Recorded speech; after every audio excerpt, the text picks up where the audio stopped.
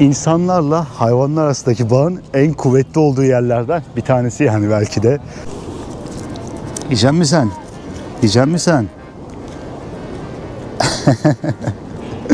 Bak kafayı nasıl eğiyor. Teşekkür mü ediyorsun sen? Ha? Şuna bakar mısınız ya? Daha fazla istiyor.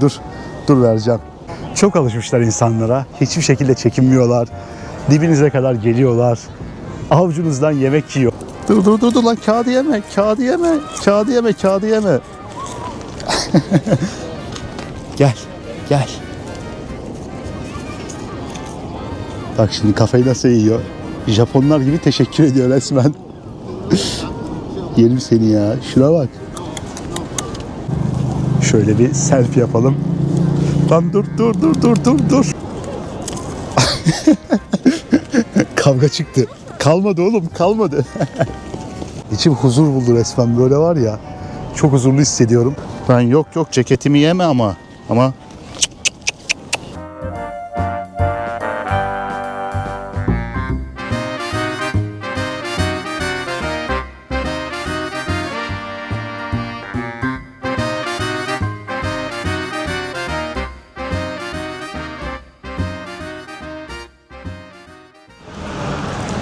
Herkese yeni bir Japonya gününden, yeni bir Kyoto sabahından selamlar arkadaşlar.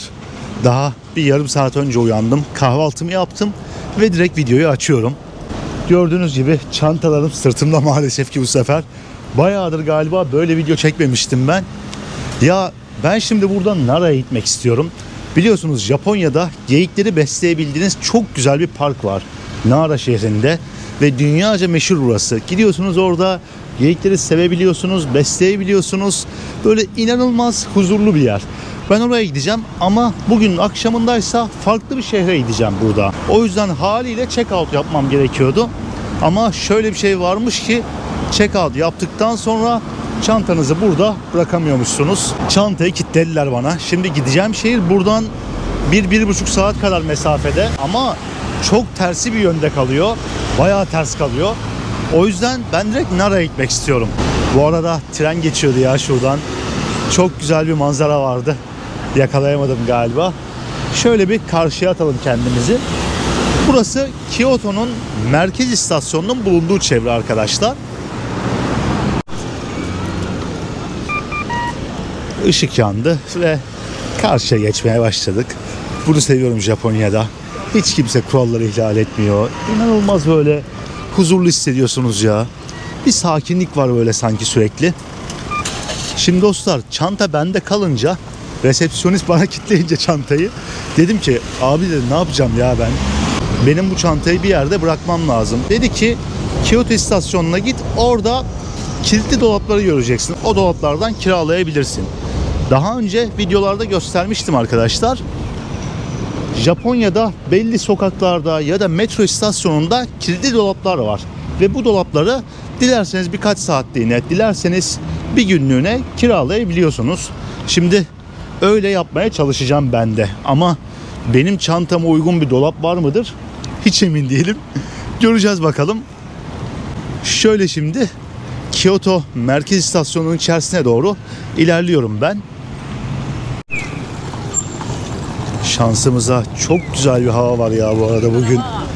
Dün de hava güzeldi. Güneşliydi ama bayağı da bulut vardı. Ara ara hava bayağı kapanıyordu ve çok rüzgarlıydı. Bugün rüzgar yok. Böyle tam bir bahar havası var ya.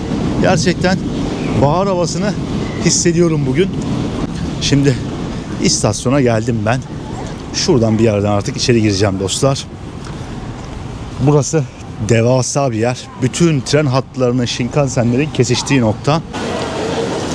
İçerisi tıklım burada arkadaşlar. Umarım bir şey bulabilirim. Şurada bir tabela gördüm. Galiba kilitli dolaplar orada. Umarım yer vardır bu arada, dolap varsa da. Çünkü kalmamış da olabilir. Böyle AVM gibi aslında. AVM, metro istasyonu, tren istasyonu hepsini birleştirmişler. Çok zekice, yani tren istasyonunun kapladığı alanı bu şekilde değerlendiriyorlar. Evet, şimdi dışarı çıktım ve kilitli dolapları buldum ben. Şu 1000 yenmiş. Fiyat olarak 1000 yen diyor. Yani 7 dolar falan yapıyor. Ama kaç saatlik, bir günlük mü emin değilim. Bir fiyatını öğreneceğim şimdi buradan, makineden dostlar.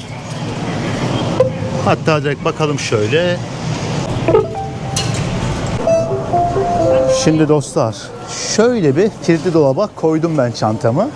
Üzerinde fiyatı yazıyor. Bu 24 saatlik fiyatmış. Onu da şuradan bir yerden çevirdim ben, İngilizcesini göremeyince. Şimdi basıyoruz. Place diyorum ben. Follow the procedure for operation. Bunu aşağı doğru bastır diyor. Kilitledim. If the location shown is correct, Arkadaşlar hiç gözüktüğü gibi kolay değilmiş. Çanta kaldı orada, ben parayı bozamadım. Para bozmaya uğraşıyorum sağda solda. Ya 5000 yen çok bir şey de değil yani, şu para ne bileyim belki 30-40 dolar bir şey. Parayı bozamadım, çanta kaldı orada. Bilmiyorum, şimdi parayı bozmaya uğraşacağım burada. Bir yerden bir şey alayım da bari şunu bozayım. Makine 1000 yen kabul ediyormuş maksimum. Kaldım böyle. Çantayı da bıraktım. Çok tuhaf hissediyorum şu anda. Gittim 350 yene saçma sapan bir kek aldım. Şöyle çok değişik bir kek aldım. Parayı bozdurdum arkadaşlar. Fişini de aldım. Şimdi gideceğim tekrardan makineye, bunları atacağım. Bunları da değil, bunlardan bir tanesini, şu 1000 yeni atacağım. Yani ne kadar çok uğraştım var ya. İnşallah çanta hala buradadır. Çantayı bıraktım gittim resmen. Şimdi parayı attım. to proceed. It is necessary. Ne olur kabul et ya. Tamam. Thank you. Oldu. The door has been locked. Şöyle gösteriyor. Numaramız buymuş. 6037. Bunu unutmamamız gerekiyor. 24 saat kalabiliyor burada. Galiba şey ya, bu 24 saatte gece 12'de başlıyor. Ertesi gün gece 12'ye kadar. Yani ben şu anda koyduğum için büyük ihtimalle 24 saat değil de bu gece 12'ye kadar bu para. Yarın ya da işte ne zaman geri gelirsem bu QR kodunu okutacakmışım makineye ve çantamı alacakmışım. Bayağı bir uğraştım yani. 5000 yen kabul etmemesi makinenin zorladı beni. Şimdi buradan bir trene atlayacağım ve Nara'nın yolunu tutacağız. Nara yolculuğu, Nara macerası sonunda başlıyor.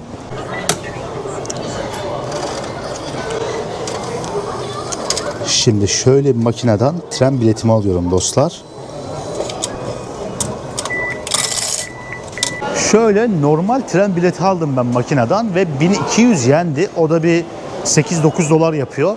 Bir saatlik yol, yani normaldir diye düşünüyorum herhalde. Şunu makineye atacakmışız. Bunu da trende gösterecekmişiz. Geçelim bakalım bir makineden. Sonunda başardım. Şimdi platformu bulmamız lazım. Ama her şey Japonca burada. Burada da her şey Japonca. Evet, İngilizceye bir döndü. Bizim trenimiz bakıyorum saat 11.55'teymiş. Gidelim bakalım şöyle.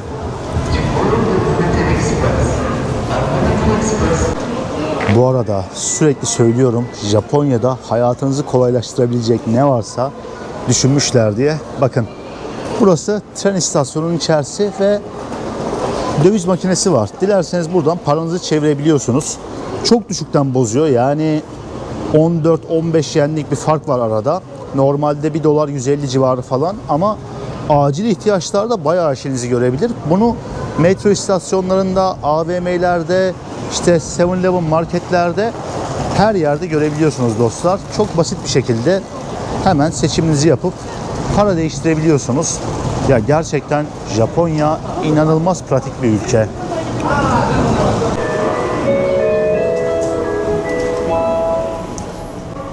Şöyle bir trenin içerisine girdim dostlar. Japonca anonslar geçiyor. Bizimkisi galiba burası. Cam kenarı denk gelmiş. Şanslıyız. Manzarayı izleye izleye gideceğiz artık. Macera başlasın bakalım. Nara'nın yolunu tutuyoruz. Bu arada 35 dakika falan sürüyor zannedersem. Macera başlasın bakalım.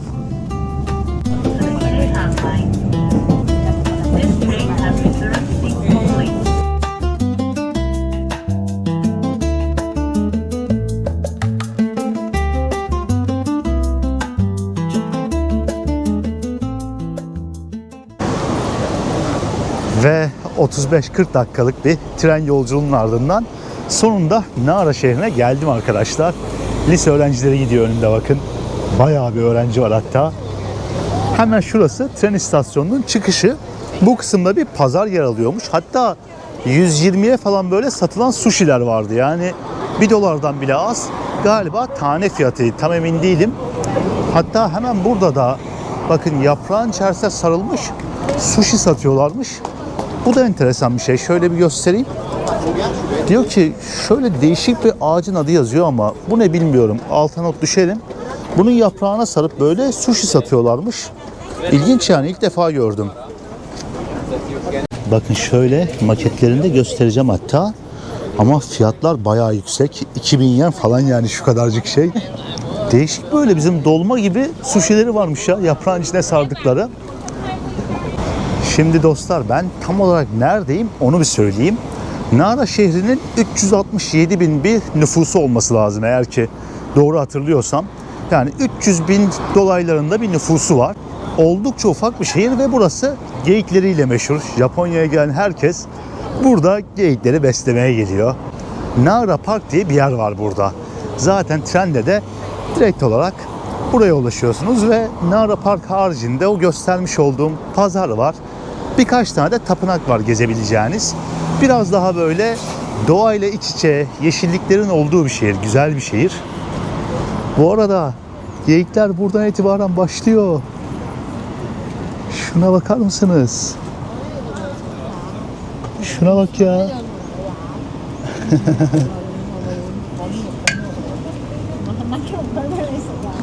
İnsanlar besliyormuş burada.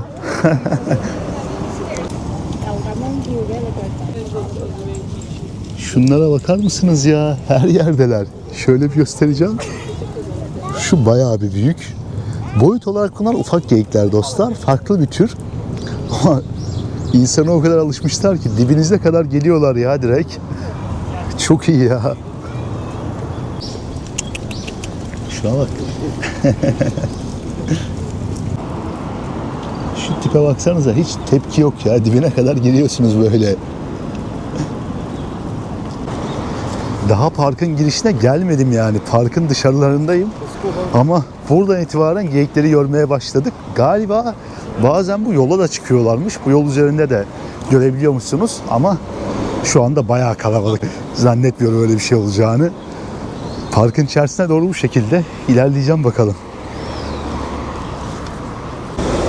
Buralarda bu tarafta komple sıralanmışlar ya geyikler. Az önce bir tanesi yola falan çıkmıştı yani. İnanılmaz rahatlar, böyle yanınızda duruyorlar. Baksanıza şuna. Şu tipe bak ya, yiyeceğim.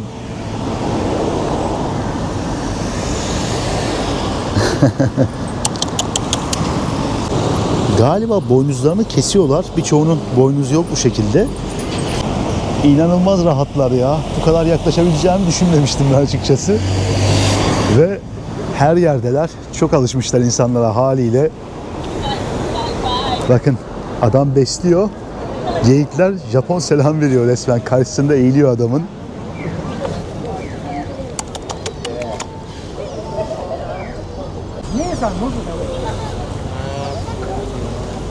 Şu an her yerdeler geyikler. Şuradan itibaren bir başlıyorlar. Bu alan komple geyiklerle dolu dostlar. Bakın insanlar besliyor bu şekilde.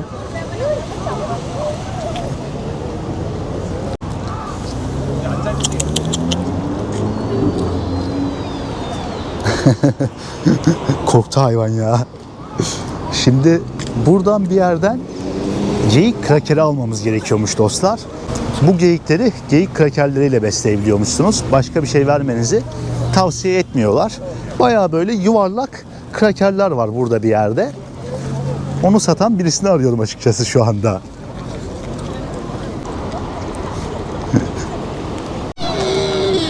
Ne oluyor lan? Oğlum sakin ol. Ben hala bunları besleyecek bir şey arıyorum ya. Gel bakayım. Bayağıdır ben nereden alırım diye bakınıyorum bunları besleyeceğim krakeri ama bir türlü bulamadım. Şimdi parkın içerisine bak dediler. Bir böyle bakınacağım. Dedim size de göstereyim buraları. Gölgeye geçmişler, dinleniyorlar. erkeklerine karşı dikkatli olun diye levhalar asmışlar. Tekme atabiliyorlarmış. Kafasıyla size çarpabiliyormuş bu geyiklerin bazıları. Severken dikkatli olun. Etrafa bakın diye yazmışlar her yere. Şu tipe baksanıza ya.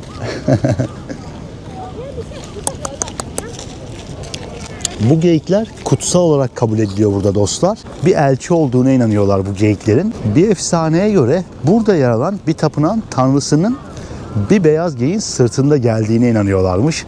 İsimler Japonca olduğundan tapınağın ismini ve tanrının adını hatırlayamadım şu anda. Ama böyle bir efsane varmış Japonya'da ve bu yüzden de tapınakların etrafında yaşayan geyikleri kutsal olarak görüyorlarmış. Hal böyle olunca da bu geyikler burada her yerde böyle insanlarla dip dibe yaşıyorlar. Kendi hallerinde takılıyorlar burada resmen. Geyiklerin yiyeceği hemen burada satılıyormuş. Acayip bir sıra var. Mecburen ben de sıranın sonuna geçeceğim ve bekleyeceğim şimdi. Biraz uzun sürecek gibi ama değecek yani bence. Şöyle geyik krekerimizi aldık şimdi dostlar. Çok hızlı ilerliyor sıra. 2 kişiyseniz de bir tane veriyorlar. 1 kişiyseniz de bir tane. Çünkü neredeyse bitmiş yani şu anda. Çok hızlı bitiyor belli ki. Geyiklerin maması bildiğiniz şu. Gidelim besleyelim bakalım şimdi. Gel bakayım. Hop. Durun lan, durun. Gel. Hop. Hoppa. Bunlar ayrılmıyorlar ama baksanıza. Gel. Hop. Abi etrafımı bir sardılar şu anda. Ayrılmıyorlar resmen. Bak. Gel bakayım. Ama dur.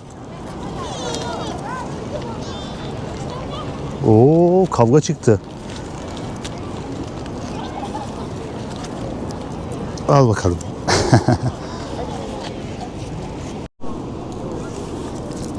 Yiyecek misin sen? Bak kafayı nasıl eğiyor. Teşekkür mü ediyorsun sen? Ha?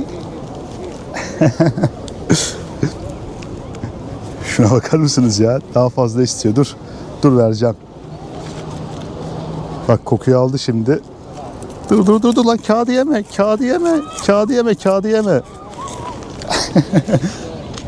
Gel. Bak şimdi kafayı nasıl yiyor. Japonlar gibi teşekkür ediyor resmen. Yerim seni ya. Şuna bak.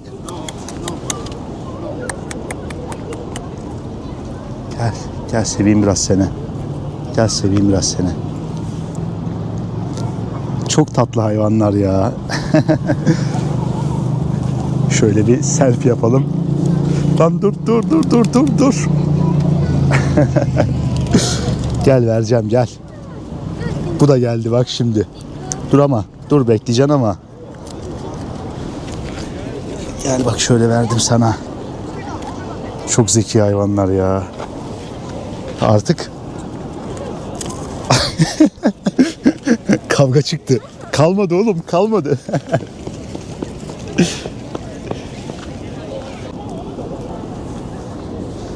Dur lan dur. Yaladın hep üzerimi. Şu anda krekerin kokusunu alıyor büyük ihtimalle. Kolumu ısırdı az önce. Dur vereceğim. Gel sakin ol.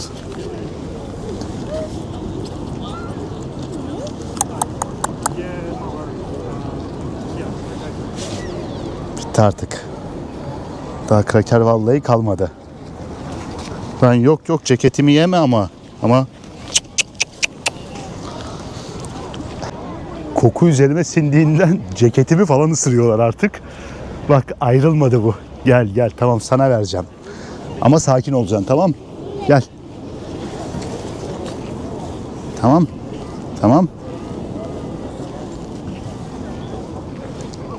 Et teşekkürünü.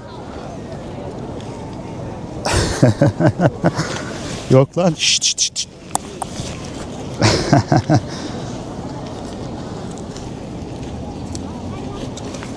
Al bakalım.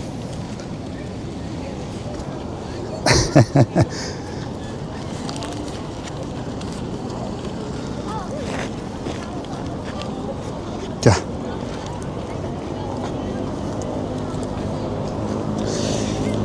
Artık son kırıntılarını da attım. Bir şey kalmadı vallahi. Sen dur, sen çok yedin. Baksana şuna. Peşimden ayrılmıyor ya.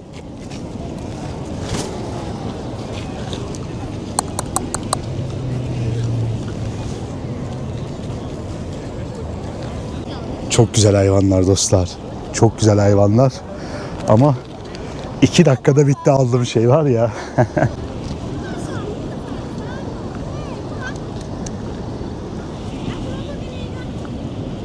Kendinizi böyle bir huzurlu hissediyorsunuz burada. Ama daha bir şey kalmadı ya.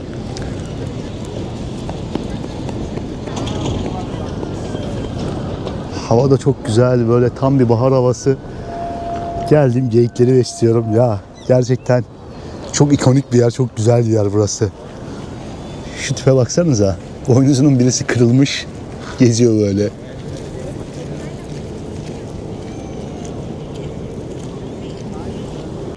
İnsanlarla hayvanlar arasındaki bağın en kuvvetli olduğu yerlerden bir tanesi yani belki de.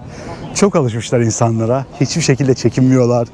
Dibinize kadar geliyorlar. Avucunuzdan yemek yiyorlar. Yani çok farklı bir his ya. İçim huzur buldu resmen, böyle var ya. Çok huzurlu hissediyorum. Bakın her yerde insanlar böyle rahat rahat geyikleri besliyor. Bana gelenler bayağı agresifti yani, böyle yemek için saldırıyorlardı. Millete gidenler ne kadar kibar, böyle sakin. Tam Japon geyiği.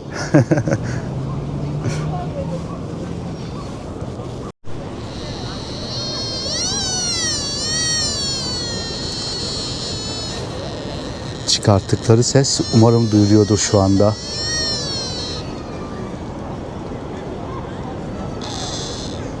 Yok kalmadı.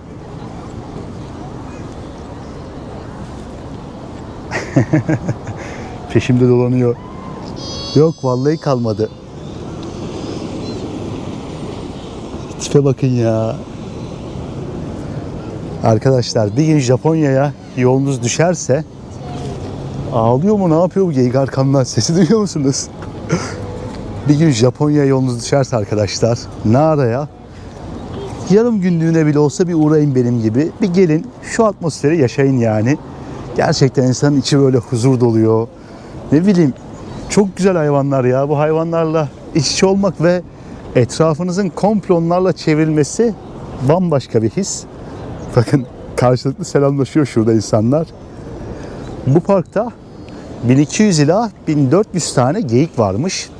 Geçmişte bu geyikleri öldürmenin çok ağır cezaları varmış. Ölüm cezasına kadar gidiyormuş bu geyikleri öldürmenin bedeli. Tabii ki bugün de burada koruma altındalar ve rahat bir şekilde burada yaşayabiliyorlar. O krakerin kokusunu alıyorlar galiba.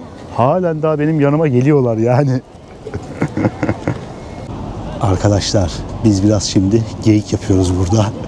Bir tanesi geldi, yanıma kadar oturdu böyle. Rahat rahat takılıyor ya yanımda. Hiçbir yere kımıldamıyor da. Fotoğraf çektiğim, video çektiğim. Böyle oturdu yanıma, kaldı. Çöktü yanıma. Yemek de istemedi, bir şey de istemedi. Rahat rahat takılıyor böyle. Mekanın sahibi ya. Reis.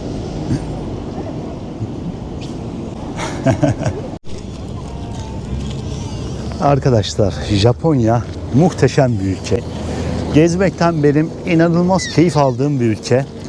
Bu ülkede vaktim kısıtlıydı ama her gününden aşırı derecede keyif aldım. Bir de hava da böyle güzel olunca insanın enerjisi de bir yükseliyor. Ya gerçekten böyle enerjimi yükselten, beni çok iyi hissettiren bir yere geldim ve çok da güzel bir hava yakaladım şansıma. Japonya'ya mutlaka geri geleceğim. Bugün aslında benim bu ülkedeki son günüm. Aslında yarın akşam bir uçakla Japonya'ya veda ediyorum. Buradan size bol bol video çıkartmaya çalıştım. Ne bileyim, yaşadıklarımı olabildiğince paylaşmaya çalıştım. Çünkü çok farklı bir ülke. Uzun zamandır da gelmeyi istediğim bir ülkeydi. Ben inanılmaz keyif aldım. Büyük bir ihtimalle bir sonraki şehrimden, uçağımın olacağı Kobe şehrinden güzel bir video daha gelecek. Lan sen ne yapıyorsun burada bu arada? Arkadaşların içeride parkta hep. Senin ne işin var burada tek başına? Büyük bir ihtimalle dediğim gibi uçağımın olduğu Kobe şehrinden bir video daha gelecek. Ama yarın akşam ülkeye veda etmiş olacağım. Şimdi şöyle bir gidiyorum. Arkada bir iki tane meşhur tapınak varmış. Bir de o tapınakları görelim istiyorum. Buraya kadar gelmişken. Çünkü Nara çok küçük bir yer. En azından meşhur tapınaklarına da bir göz gezdirelim gelmişken buraya kadar. Fayton abi geçti bakın. Bunlar her yerde varlar ya Japonya'da. Tapınak hemen yanımızdaymış dostlar. Şimdi içeriye doğru geçeceğim bakalım. Bilmiyorum, bilet almamız, bir ödeme yapmamız gerekiyor mu? Galiba gerekmiyor. Bu arada bayağı büyük bir tapınağa benziyor burası. Şöyle dışarıdan göstereceğim. Yine o kırmızı desenleri her yerde görüyorsunuz. Burası bir Budist tapınağıymış.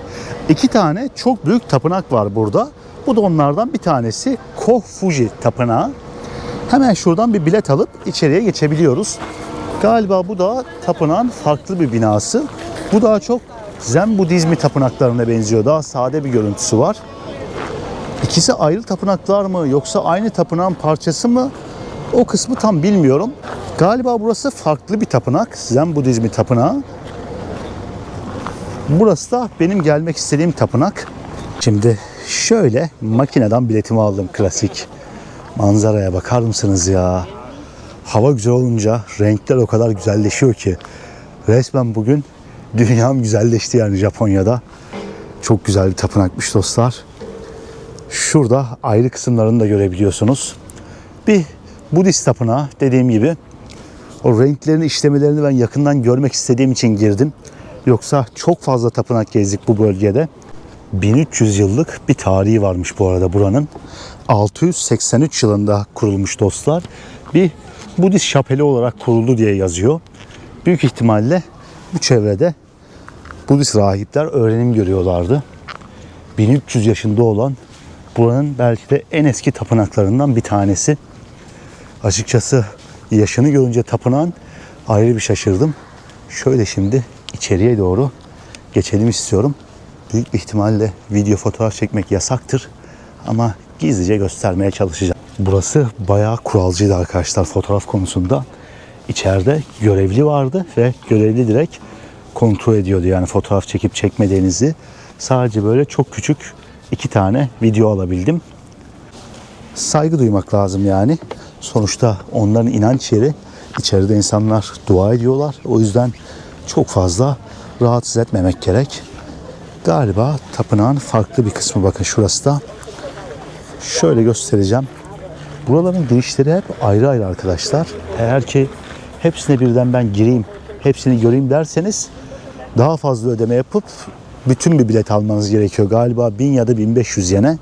Ben sadece burayı görelim yeter dedim. O yüzden tek bir bilet aldım. Çünkü fazlasıyla tapınak gördük, gezdik yani artık. Burası da böyle ilginç, farklı bir tapınaktı. Hemen parkın arka tarafında kalıyor. Parka bir gün yolunuz düşerse gelip burayı da ziyaret edebilirsiniz yani. Bu arada şu geldiğim yere bakar mısınız dostlar? Faytonlar burada.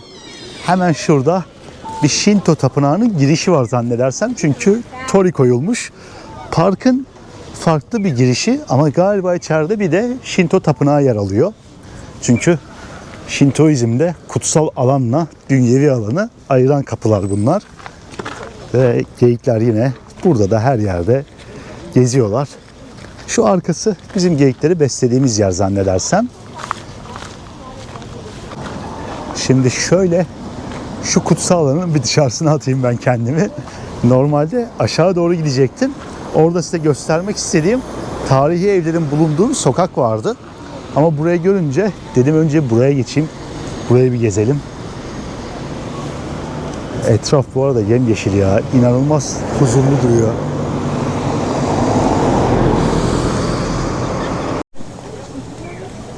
Geyikler direkt yolun ortasında geziyorlar ya. Şöyle ufak göletler var sağ tarafımda.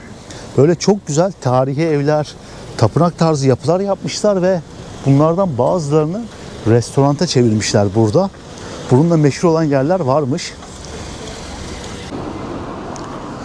Şu yolların güzelliğiyle susarım ya. Etraf yemyeşil.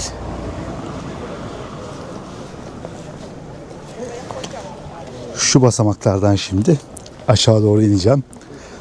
Bayağı böyle tarihi bir şehirde gezdiğimi hissediyorum ya şu anda. Karşımdaki restoranta bakın.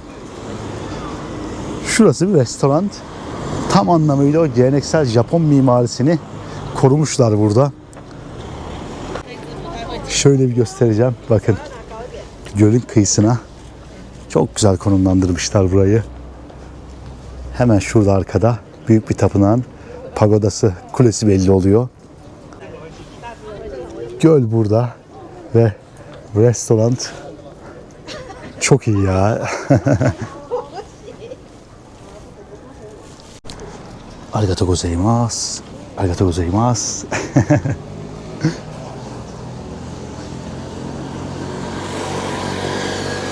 Şurada bile normal AVM gibi bir alanın bahçesinde bile geyikler var ya. Çok iyi. Şimdi manzarayı size bu şekilde göstereceğim. Bakın galiba şuradaki tapınağa atfen buraya bir Budist sunağı tarzı bir şey yapılmış. O tapınakların kule şeklindeki pagodasını bırakmışlar. Ve arkada da tapınak çok az da olsa belli oluyor. Burası dostlar Japonya'nın ilk yerleşik başkenti aslında. Nara şehri ilk defa Japonya'nın yerleşik başkenti oluyor. Bu konuda Çin'den etkileniyorlar. Aslında 710 yılına kadar yerleşik bir başkent yokmuş Japonya'da. Bu ne demek? Sürekli olarak imparator her öldüğünde başkentte değiştiriyorlarmış. Çünkü imparatorun öldüğü yerin onlara uğursuzluk getireceğini düşünüyorlarmış. Ama 710 yılında o dönemki imparatoriçe Çin'den etkilenerek artık sabit bir başkentimiz olsun diyor ve burayı Nara şehrini başkent ilan ediyor. Bu yüzden de etrafımızda çok fazla tarihi tapınak, tarihi kalıntılar var. Aslında Japonya tarihi içinde son derece önemli bir yerdeyiz şu anda.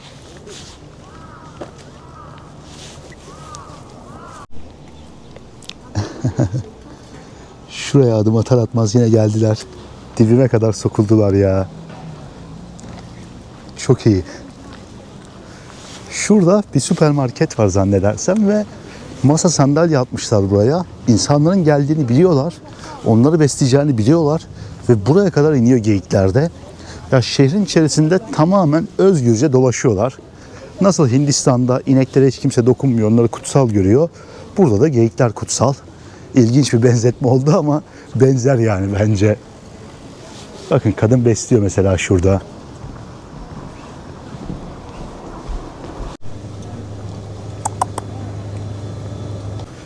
Birçok geleneksel Japon evi varmış bu sokakta. Daha doğrusu bu sokağın biraz daha aşağılarına gittiğinizde. Ben de dedim biraz gideyim. Belki bir tarihi sokak, geleneksel evlerin bulunduğu bir bölge buluruz. Bu şekilde Nara şehrinin biraz daha derinlerine doğru ilerliyorum. Şehrin bu sokakları inanılmaz sakin gibi. Ben 300 küsür bin nüfusu var dedim ama bu kocaman bir bölgenin nüfusu. Yani şehir merkezinin nüfusu büyük ihtimalle bunun yarısı kadardır. Belki 1/3 kadardır. Bayağı sessiz böyle sakin bir yerde olduğunuzu hissediyorsunuz. Evin çatısına bakar mısınız? Direkt Japon mimarisi yani. Şu sokaktan bir içeri girip bakacağım. Arkada galiba bir tarihi yapı gördüm. Şimdi insanların evlerinin arasında olduğum için çok ses yapmamaya çalışacağım. Bayağı çünkü onların evlerini çekiyorum ve kamerayla gidiyorum yani böyle.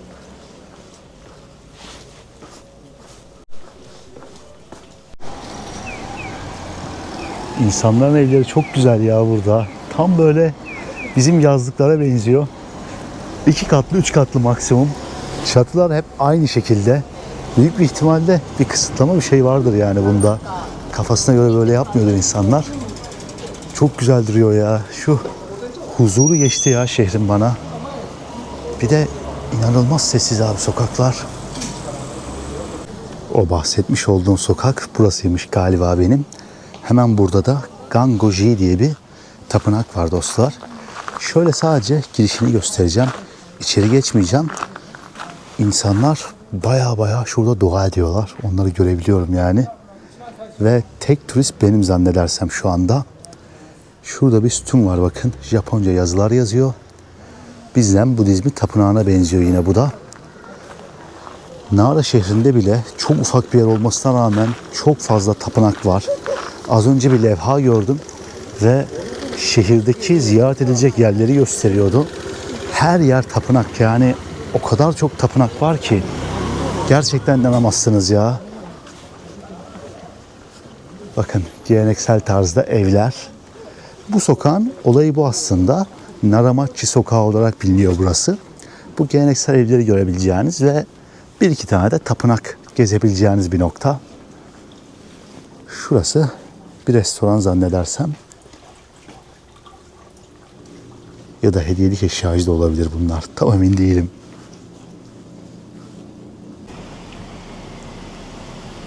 Çok güzel evlerin olduğu bir sokakmış ya. Bu arada bunlar müzeymiş.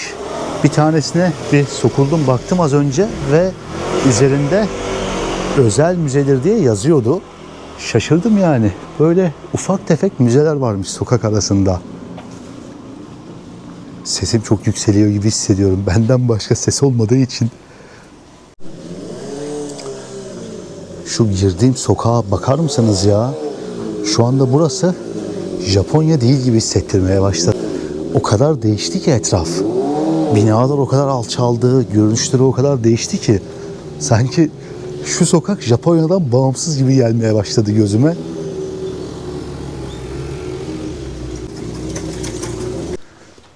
Zamanda yolculuk yapmış gibi hissediyorum ya şu anda. Sanki böyle 1800'lerin Japonya'sına ışınlanmışım gibi duruyor binalar. O kadar farklı ki etraf. Ve gittikçe de farklılaşıyor resmen. Bakar mısınız şuraya? Bu bina 1820'lerden kalmaymış. Zamanında burada yaşayan bir ailenin binasıymış ve galiba bugün koruma altına almışlar. Büyük ihtimalle bu binalardan bazılarına giriş yapılabiliyordur ama şu anda açık olan herhangi birini görmedim. Bu arada galiba birisi yaşıyor ya. Alarm sistemi falan var girişinde. Halen daha yaşamaya devam ediyorlar zannedersem içinde. Kamera falan da koymuşlar. 1820'lerden kalma binanın içinde hala insanlar yaşıyor. Düşünün yani kaç kuşaktır buradalar. Kaç kuşaktır buralarda yaşamaya devam ediyorlar. Burası da yine ayrı bir tapınak zannedersem. Direkt kamerayla girdim. Çaktırmadan göstereceğim şöyle biraz. Bakın burada çanları çalıyorlar. Şu arkada bir statü var yine. Ve burası da Şinto tapınaklarını andırıyor. O kadar sessiz ki etraf. İnsanları rahatsız etmeyeceğim diye böyle sesimi olabildiğince kısıyorum. Hele ki tapınağa falan girince olabildiğince böyle düşük sesle konuşmaya çalışıyorum. Bakın o az önce girmiş olduğum tapınağın yandan girişiymiş burası da. Ana girişi daha doğrusu. Bir Şintoizm tapınağıymış burası. Bunları gördüğünüz zaman bu tapınağın bir Şintoizm tapınağı olduğunu anlayabilirsiniz direkt olarak dostlar. Ben şu sessiz sakin sokaklardan bir dışarıya atacağım artık kendimi. Bayağı bir gezdim buraları. Açıkçası çok keyif aldım. Ama biraz da gerildim yani çünkü ses yapan bir ben varım resmen. Şimdi bu sokağın çıkışına doğru ağır ağır ilerliyorum dostlar. Şöyle bir dükkan gördüm şimdi. Sahibi yoktu. Abla yeni geri geldi.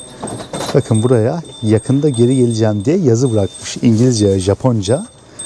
Normalde şu porselen işlemeli kapları satıyor. Arigatou gozaimasu. Bayağı yazı bırakıp başıboş mağazasını bırakıp gitmiş. Güvenli ülkelerde böyle işliyor işte. Bir yazı bırakıp yakında geri geleceğim yazıyor ve gidiyor yani insanlar. Bakın burası da yine bir restoranmış. Galiba mochi satıyor içeride. Geleneksel Japon tatlısı. Bir şeyler deneyebiliriz aslında ama bayağı dolu gibi, kalabalık gibi buralar.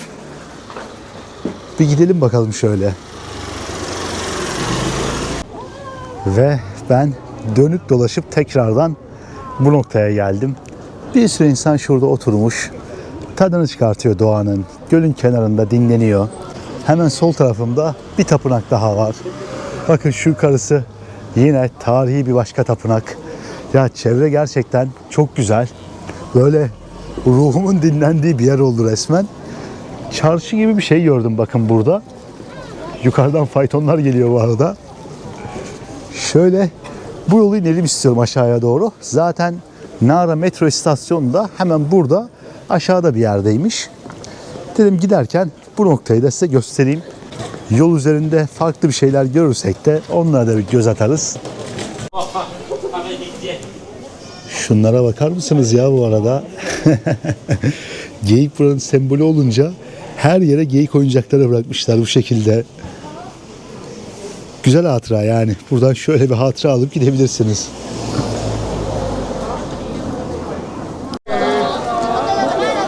Bu ne kalabalık böyle, neler oluyor burada? Mochi satan meşhur bir dükkan varmış burada ve kalabalığa bakar mısınız ya? Tıklım tıklım resmen insanlar. Şuradan sıra oluyorlar mochi alabilmek için buradan. Ben de birazdan geçeceğim çünkü bu tatlıyı çok seviyorum dostlar. Şöyle sattıkları diğer şeyleri de göstereyim. Bakın böyle dışı yosunlu wasabi'li bir şey satıyorlarmış. Kurabiye gibi. Sıra inanılmaz hızlı işliyor var ya. Şimdi bana da geldi. Alacağım 2 tane. 2 please. Do you eat now? Yeah, I will eat now. の返してお次が2個で Ya, arigatou gozaimasu. Şimdi hemen hızlıca verdiler bana dostlar. Daha var ya sıcacık şurada bir yerde hemen gömeceğim ben bunları. Hiç soğutmayayım. Direkt yiyelim bence. Kamerayı koyabileceğim bir yer buldum direkt. Dışında talaş gibi bir şey var bunun, bu mochi'nin. Sıcağını hiç yememiştim daha önce. Yani sıcak sıcak yapıyorlarmış direkt. Şöyle bir ısırık alayım. İçinde fasulye var. Bayağı fasulye çıktı, bakar mısınız? Dışını galiba matchayla yapmışlar. Elim hep un oldu bu arada. İçi de fasulyeli. Kırmızı fasulye diyorlardı buna burada. Ama bu şekilde hiç yememiştim. Bayağı fasulye taşıyor yani. Bu halini ilk kez denedim. Biraz garip bir tadı var. Dışı çok tatlı değil. Şu un ne gerçekten bilmiyorum. Bu da değişik bir şey. Bilseydim bir tane alırdım, 2 tane almazdım. Ama yiyeceğiz artık.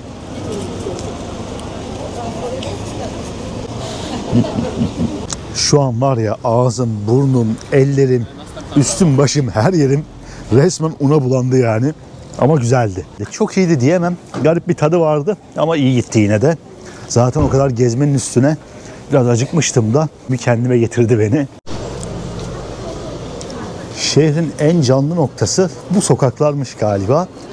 Dostlar, Nara böyle güzel, keyifli bir yer. Biraz daha huzurlu, geyikleri seveceğiniz, ne bileyim arka sokaklarında tarihi binaları göreceğiniz ve doğayla sonuna kadar iç içe olacağınız bir nokta.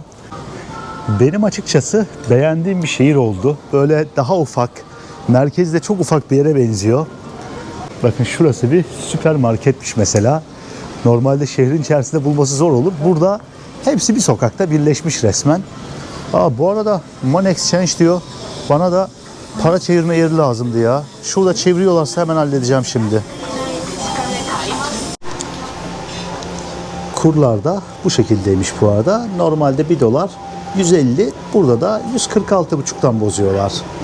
O kadar hızlı ki para çevirme işlemi, anlatamam. Dükkanın önünde böyle ufak masa gibi bir şey koymuşlar. Orada çekiyorum.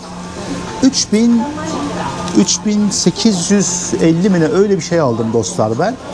Şu 1000'lik banknot şöyle bir göstereyim. Daha önce hiç göstermemiştim. Param neredeyse bitmişti. Dedim 25 dolar çevireyim.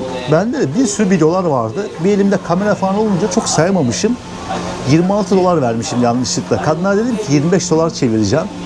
Hemen dedi 1 dolar fazla var burada. İşte geri ister misin yoksa çevirmek mi istersin?